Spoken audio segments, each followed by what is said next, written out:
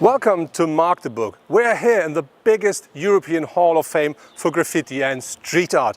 This is the so-called Aerosol Arena. Ford sold more than 17 million Ford Fiestas worldwide since they've launched the car. Now they present the 8th generation of the Ford Fiesta. How it drives, what else it delivers, let's find out now.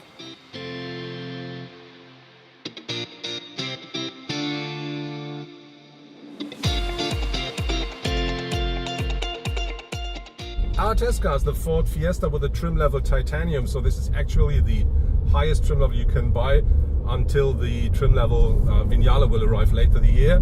Our car features the 1-liter 3-cylinder petrol engine with 100 brake horsepower and 170 Newton meters of maximum torque. This is combined here with a 6-speed manual gearbox, and I think that really works well. And I think that's powerful enough for a small car, for a city car. Absolutely sufficient.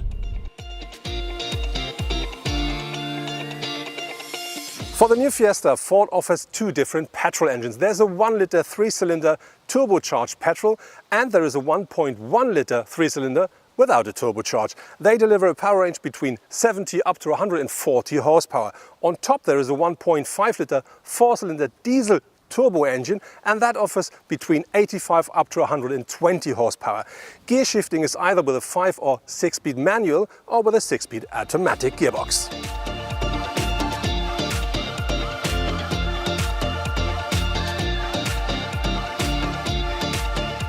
The space the Fiesta offers, I think, is absolutely okay for a small car like this one. As you see, I do not have plenty of headroom, but it's still enough, and we do have this big glass roof in here, and this is quite wide, so that means this gives me the extra centimeters I need. It's quite comfortable. I think even behind me you can still sit comfortably, but I think you shouldn't be a tall person and it shouldn't be for long distances. Regarding to the boot size, the car offers between 292 up to 1093 liters. I think that's a reasonable size for a small car.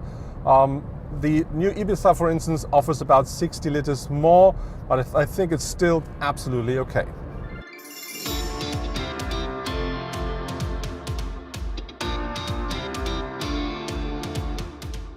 The craftsmanship and the materials we find at the interior of the Fiesta, I think, are a big step forward regarding to the predecessor.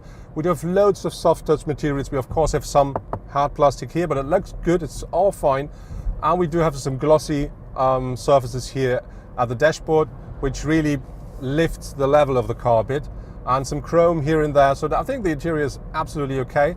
Looking at the cockpit, I have to say you really find everything you need for driving and navigating, and it's easy to read it, so it's all very clear, but I think it's a bit too clear.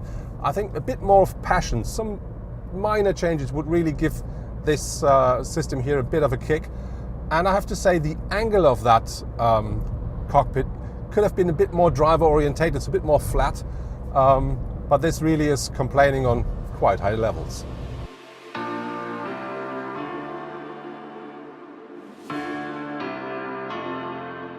When we're talking about new cars, we have to talk about connectivity, even though we're sitting in a small car today. And the Ford Fiesta works the way you expect from a modern car. You have the opportunity to easily connect your smartphone or mobile device with the car via cable, or if you want via Bluetooth. That works perfectly, and it doesn't matter if it's an Apple or Android system. And they offer an up to 8-inch touchscreen in here, which works perfectly. And what I really like is you can use that one like you use your smartphone, so you can zoom in and zoom out just using your fingers. That really works very nice.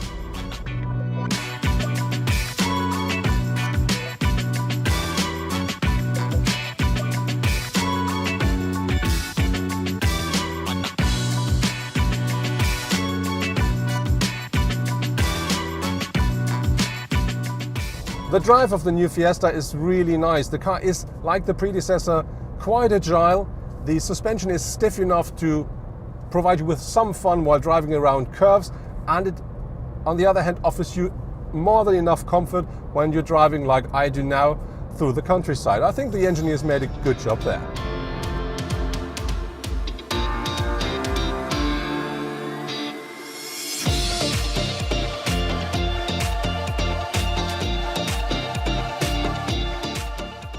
The Fiesta comes with different trim levels. At the moment we do have Trend, Cool & Connect and Titanium, which is our car as well. Later the year they're going to have the so-called ST line, which is the more sporty version, and they will have the Vignale, which is the top version then.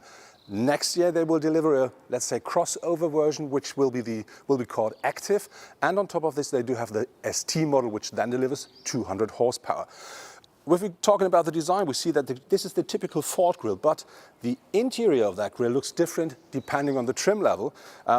With our car, the Titanium, we do have these chrome elements here, but they are completely different with other trim levels.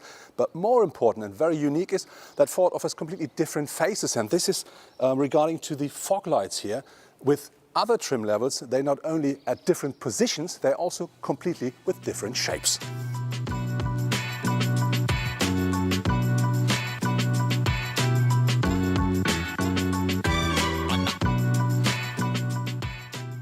The new Ford Fiesta is a lot more modern than its predecessor, and that's not only regarding to the, as I think, very fresh design, it's also regarding to connectivity, infotainment and driver assistance and safety systems.